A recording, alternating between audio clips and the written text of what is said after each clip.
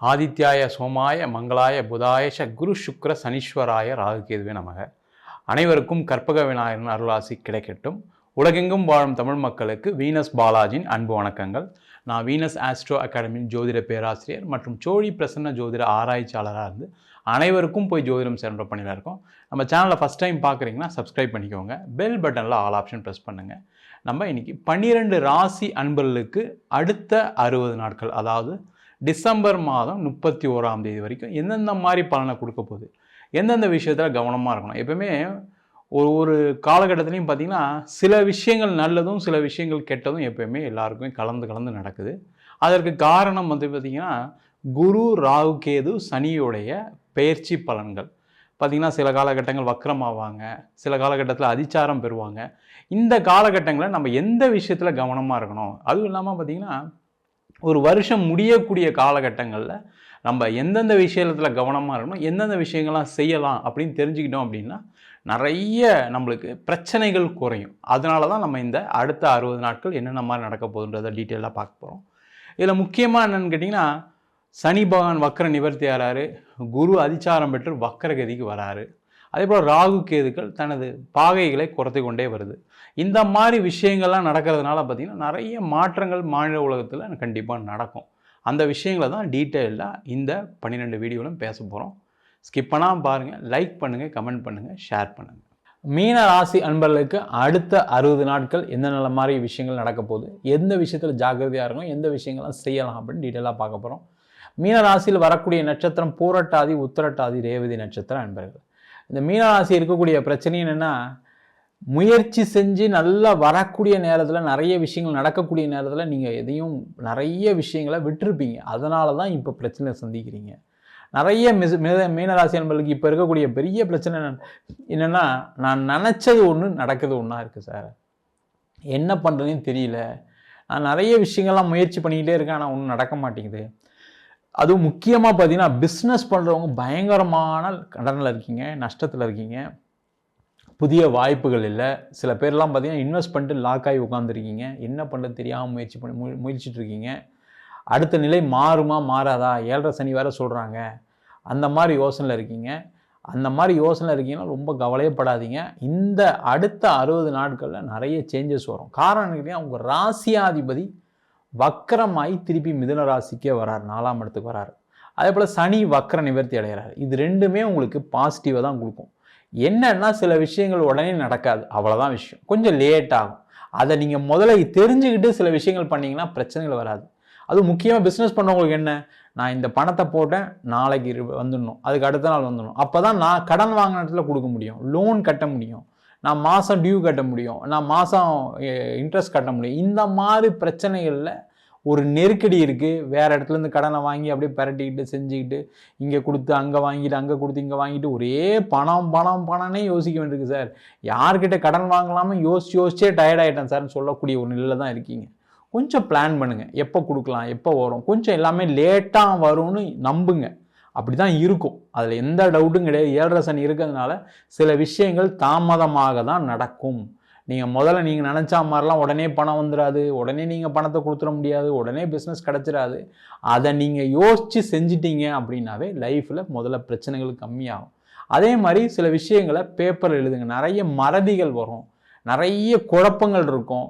ஆனால் நீங்கள் என்ன பண்ணுங்கள், ஒரு பேப்பரில் எடுத்து இதை நாளைக்கு இதை செய்ய போகிறோம், நாளைக்கு இதை செய்ய போகிறோம்னு எழுதுங்க.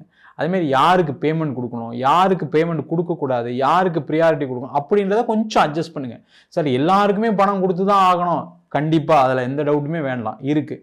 ஆனால் அதில் யாரை மேனேஜ் பண்ண முடியும்னு கொஞ்சம் யோசிச்சு பண்ணீங்க அப்படின்னா அது உங்களுடைய கடன் தொல்லையிலேருந்து ஒரு ரிலாக்ஸேஷனை கொடுக்கும். நிறைய விஷயங்களை யோசிப்பீங்க, பிஸ்னஸை வேறு லெவலில் கொண்டு வரதுக்கான ஒரு வாய்ப்புகளை இந்த விஷயங்கள் கொடுக்கும். அதே போல் இந்த காலகட்டத்தில் பண வரவுகள் வருமா சார்னா வரும், பிஸ்னஸில் வளர்ச்சி இருக்குமானா இருக்கும், அதில் எந்த டவுட்டும் வேண்டாம். அதில் கண்டிப்பாக நடக்கும். என்னென்னா கொஞ்சம் தாமதமாகும், அதை தான் திருப்பி சொல்கிறோம். அதை நீங்கள் கொஞ்சம் அட்ஜஸ்ட் பண்ணிக்கிட்டீங்கன்னா ப்ராப்ளம் வராது. அதுமாதிரி வேலையில் இருக்கீங்களா, வேலையில் இருக்கவங்களுக்கு நெருக்கடி இருக்குமானா இருக்கும், பிரச்சனைகள் வருமானா பிரச்சனைகள் வரும். தேவையில்லாத விஷயத்தில் தலையிடாதீங்க. உங்கள் வேலை என்னமோ அதை செஞ்சுட்டு போங்க. சார் நான் அப்படி தான் இருக்கேன், பட் இருந்தாலும் என்னை டார்ச்சர் பண்ணுறாங்க, தேவையில்லாத எனக்கு ஏதாவது ஒரு பிரச்சனை எட்டு வந்து விடுறாங்க, அந்த மாதிரி இருக்கும்.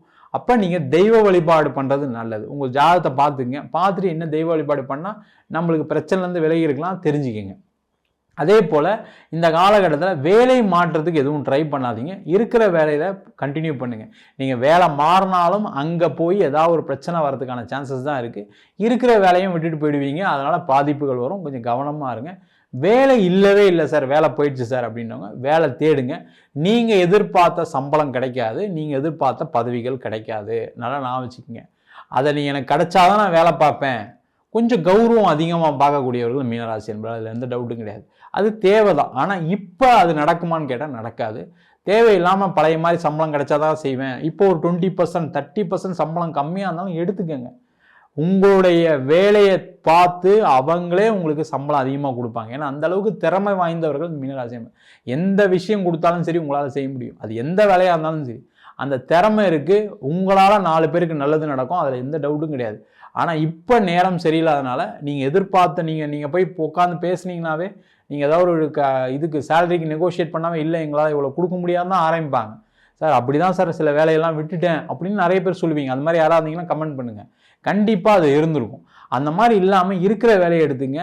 பெருசாக நீங்கள் உங்களை கண்டினியூவாக நீங்கள் வேலையில் இல்லைனாலும் அட்லீஸ்ட் கம்மி சம்பளத்தில் ஒரு இடத்துல கண்டினியூவாக இருக்குமான்றது ஒரு எண்ணங்கள் உங்களுக்கு ஒரு மகிழ்ச்சியாக இருக்கும். தேவையில்லாத வீட்டில் டார்ச்சர் கொடுக்க மாட்டாங்க. நிறைய மீனராசிகளுக்கு என்னென்னா, எங்கள் அம்மா ஏதாவது சொல்கிறாங்க, எங்கள் அப்பா ஏதாவது சொல்கிறாங்க, என் மனைவி ஏதாவது சொல்கிறாங்க, என் கணவர் ஏதாவது சொல்கிறாங்க, நல்ல இடத்துல வேலை பார்த்துருந்தேன் சார், நல்ல பேர் புகழோடு இருந்தேன், நல்ல சம்பளம் வாங்கியிருந்தேன், அப்போல்லாம் யாரும் பேசலை, இப்போ அவங்களாம் பேச ஆரம்பிச்சிட்டாங்கன்னு ஒரு மன வருத்தம் இருக்கும். இல்லைன்னு சொல்லு. ஆனால் அந்த மன வருத்தம் இல்லாமல் இருக்கிறதுக்கு என்ன, நீங்கள் ஏதாவது ஒரு வேலையை சின்ன வேலையை எடுத்து செஞ்சிங்கன்னா பிரச்சனைகள் வராது. அதில் கவனமாக இருங்க. புதுசாக பிஸ்னஸ் பண்ணுறேன், புதுசாக சில விஷயங்கள் செய்கிறேன்னு தயவு செய்து ட்ரை பண்ணாதீங்க. பணத்தை எங்கேயும் கொடுக்காதீங்க, கடன் வாங்காதீங்க. கடன் வாங்காமல் எப்படி சார் இருக்குதுன்னு கேட்கலாம். சில பேர் கேட்கவங்க இருப்பீங்க. கடன் வாங்க, தேவைக்கு வாங்க. உங்களால் முடியுமா, நாளைக்கு இதை செய்ய முடியுமான்னு யோசிச்சுட்டு வாங்க. இல்லை அந்த டைம் கேப் அதிகமாக எடுத்துகிட்டு கடன் திருப்பி கொடுக்குற மாதிரி வாங்கினீங்கன்னா பிரச்சனைகள் வராது, சேஃபாக இருக்கும். அதிக வட்டிக்கு வாங்கி எதையும் செய்யாதீங்க. எது செஞ்சாலும் லேட்டாக தான் நடக்க போகுது.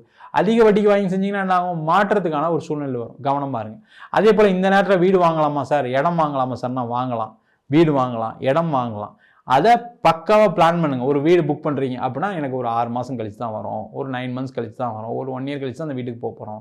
ஒரு வீடு கட்டுறோன்னா முதலே எப்படி லோன் வாங்க போகிறோம், யார்கிட்டேருந்து பணம் வரும், யாராவது பணம் தரேன்னு சொன்னாங்க அப்படின்னா அவங்ககிட்ட பணத்தை வாங்கிட்டு ஒரு வீடு ஆரம்பிங்க. இல்லைன்னா தேவையில்லாத ஒரு பிரச்சனை வரும். அதேமாதிரி ஒரு இடம் வாங்குறீங்க, நல்ல இடமா ஒரு வாட்டிக்கு 2 வாட்டிக்கு யோசிச்சுட்டு பார்த்துட்டு தேவையா அப்படின்னு பார்த்து வாங்கிக்கோங்க. அதேமாதிரி வண்டி வாங்கலாமான்னா வண்டி வாங்கலாம், அதில் எந்த டவுட்டும் வராது. அந்த நடக்கும், கண்டிப்பாக நடந்தால் தீரும், அதை பயப்படாதீங்க. அதே போல் இந்த காலகட்டத்தில் நிறைய பேருக்கு இடம் விற்கும், வீடு விற்கும். அதனால் வரக்கூடிய பணம் உங்களுடைய நீண்ட கால கடனை தீக்கும். அதில் எந்த டவுட்டும் கிடையாது. ஏன்னா 4ஆம் இடத்துல குரு இருக்க போகிறாரு. அதனால் இடம் வீடு சம்மந்தமான விஷயங்கள் எல்லாமே சக்ஸஸ் தான். அது வாங்கினாலும் சரி விற்றாலும் சரி அதில் சக்ஸஸை கொடுக்கக்கூடிய நேரம். அதேமாதிரி கணவன் மனைவி சார்ந்த விஷயங்களில் தேவையில்லாத சந்தேகங்கள், தேவையில்லாத தகாத பழக்க வழக்கங்கள் அவாய்ட் பண்ணுங்கள். தேவையில்லாத புதிய பழக்க வழக்கங்கள்லாம் நீங்கள் அடிமையாயிட்டீங்கன்னா அதில் பிரச்சனைகள் வரும். கேர்ஃபுல்லாக இருங்க. நிறைய ஆண்கள் பெண்கள் கிட்ட கவனமாக இருங்க. பெண்கள் ஆண்கள் கிட்ட கவனமாக இருக்கக்கூடிய நேரம். தேவையில்லாத உங்கள் மேலே தப்பான ஒரு அலிகேஷன் வருவதற்கான வாய்ப்புகள் உண்டு. கேர்ஃபுல்லாக இருக்கிறது ரொம்ப ரொம்ப முக்கியம். திருமணம் ஆகாதவர்களுக்கு திருமண வாய்ப்புகள் நடக்கும். அதில் எந்த டவுட்டுங்க. 7ரை சனியில் திருமணம் நடக்குமா சார்னு கேட்டால் கண்டிப்பாக நடக்கும். அப்போ தான் கல்யாணம் ஆகும். அதனால் நீங்கள் வரன் பார்க்கு கல்யாணம் பண்ணிக்கிறதுல ஒன்றும் தப்பு கிடையாது. செய்யுங்க, நல்லபடியாக நடக்கும், ஒன்றும் பயப்படாதீங்க. அதே போல் நிறைய மீனராசி என்பவர்களுக்கு இந்த காலகட்டத்தில் திருமணம் சார்ந்த பிரச்சனைகளுக்கு ஒரு முடிவு வரும். அது நல்லதோ கெட்டதோ, சேர்ந்து வாழணும்னு நினச்சிங்கன்னா சேர்ந்து வாழறதுக்கான ஒரு வாய்ப்பு கிடைக்கும். இல்லை சார் எனக்கு அதெல்லாம் தேவையில்லை, நான் பிரிஞ்சு தான் வாழ போகிறேன்னா அதற்கான ஒரு நிவர்த்தியும் கிடைக்கக்கூடிய ஒரு நேரமாக இருக்குது. அதற்கான முயற்சிகளை செய்யலாம். அதேமாதிரி குழந்தை இல்லாதவர்கள் இந்த காலகட்டத்தில் ட்ரீட்மெண்ட் எடுத்தால் தான் நடக்கும். அதற்கான முயற்சிகள் செய்வது சிறப்பு. மொத்தத்தில் பார்த்திங்கன்னா மீனராசி என்பதற்கு எல்லாமே நல்லா தான் இருக்குது. நீங்கள் கொஞ்சம் பொறுமையாக எல்லாத்தையும் ஹேண்டில் பண்ணிங்கன்னா நல்லது. எல்லாமே கொஞ்சம் டிலே ஆகும், சில விஷயங்கள் வேகமாக நடந்துடாதுன்னு நீங்கள் புரிஞ்சுக்கிட்டீங்கன்னா நல்லது. புதிய முயற்சிகள், புதிய இன்வெஸ்ட்மெண்ட்டுக்கு எதுவும் ட்ரை பண்ணாதீங்க.